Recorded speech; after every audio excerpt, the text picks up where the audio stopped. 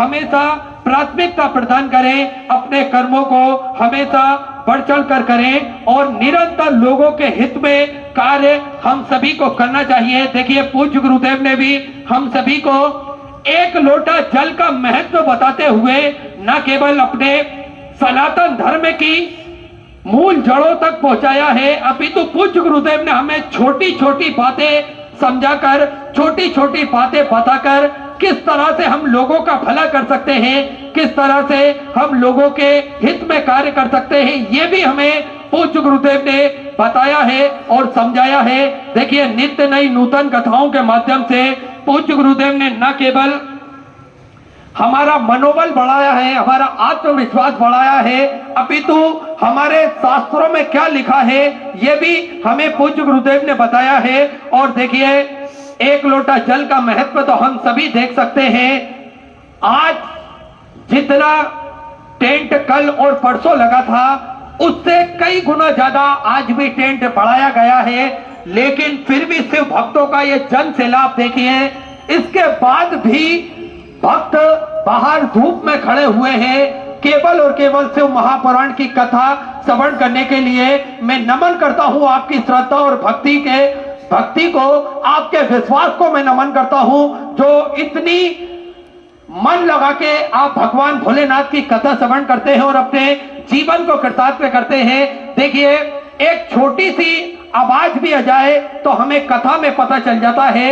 जब पूज्य गुरुदेव कथा प्रारंभ करते हैं तो सभी भक्त बिल्कुल चुप साइलेंट होकर बैठकर कथा श्रवण करते हैं। आज लगभग 6 से 7 लाख भक्त होंगे और हम अगर 5 लोग एक साथ एक घर में रहते हैं तो उनकी आवाज चुप नहीं हो सकती। तो फिर ये करीब 6 लाख 7 लाख भक्त एक साथ बैठकर कथा श्रवण कर रहे हैं। लेकिन जब मेरे महादेव की कथा प्रारंभ होती है तो सभी भक्त चुप रहकर कथा श्रवण करते हैं और यही शिव भक्ति है, यही भगवान की कृपा है और यही आप लोगों का विश्वास है, यही आप लोगों की श्रद्धा है जो हम सभी को देखने को मिल रही है। और निरंतर आप सभी को ज्ञात है कि बाबा भोलेनाथ की कथाओं के माध्यम से पूज्य गुरुदेव ने हम सभी के हृदय में जो सनातन धर्म के प्रति श्रद्धा भाव प्रेम जागृत करा है, इसे निरंतर हमें बना के रखना है, इसे निरंतर हम सभी को संजो के रखना है। और देखिए सेवा का फल क्या होता है ये हमने कल भी देखा, जब श्री राम भदाने जी जो कि जिन्होंने धूलिया कथा में शिव महापुराण की कथा चल रही थी, उस दौरान उन्होंने लगभग 700 से 800 गाड़ियां भक्तों के लिए लगाई गई थी ताकि के भक्त बड़े ही आराम से बैठकर कथा श्रवण करें। और उसका पुण्य फल क्या प्राप्त हुआ कि आज वो विधायक बन गए हैं। ये बाबा भोलेनाथ की कृपा है, ये सेवा का फल है और यही सेवा हमें भी करते रहना चाहिए। अपने गांव नगर कहीं पर भी कथा हो तो हमें सेवा का भाव जागृत करना चाहिए। देखिए सेवा का भाव पूज्य गुरुदेव ने हम सभी के हृदय में इतना जागृत करा है कि आज हम सभी देखते हैं कि भक्तों द्वारा निःशुल्क रूप से प्रसाद वितरण करने के लिए भक्त आते हैं। कोई अपने घर से पूरी सब्जी बनाकर लेकर आता है, कोई अपने घर से पोहा बनाकर लेकर आता है, कोई कुरकुरे चिप्स के पैकेट लेकर आता है, कोई पानी की बोतल लेकर आता है। ये सेवा का भाव है और ये हमारे हृदय में सनातन धर्म के प्रति हमेशा जागृत रहना चाहिए, यही हम सभी कामना करते हैं। और सुंदर आज तीसरे दिवस की कथा है।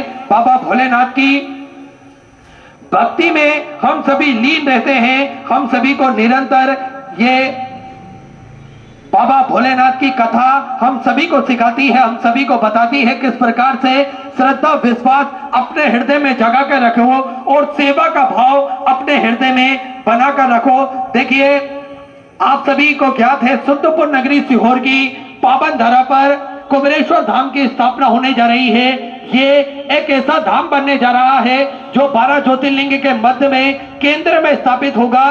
कंकर शंकर की ये पावन धरा, कंकर शंकर की ये पावन भूमि जप स्थली है, तप स्थली है, साधना स्थली है, आराधना स्थली है। भगवान की कृपा दृष्टि इस धरा पर हमेशा विद्यमान होती है।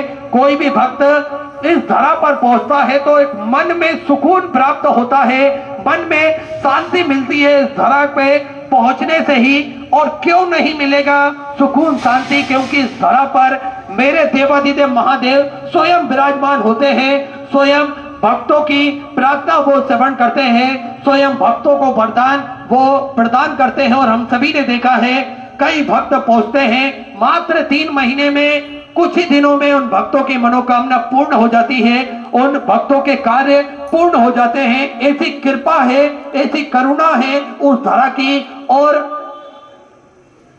अनेकों कथाएं उस धरा से हम सभी ने श्रवण करी है। कोरोना काल महामारी के चलते हुए एक व्यासपीठ से ही अनेकों शिव महापुराण की कथा हमने श्रवण करी है। और श्री शिवाय नमस्तुभ्यम का जाप तो निरंतर सतत रूप से भक्तों द्वारा चलता है, क्योंकि जो भी भक्त वहां पर पहुंचते हैं तो किसी भी स्थान पर बैठकर श्री शिवाय नमस्तुभ्यम का जाप सतत रूप से वो करते रहते हैं। और पूज्य गुरुदेव का आगमन भी हो चुका है।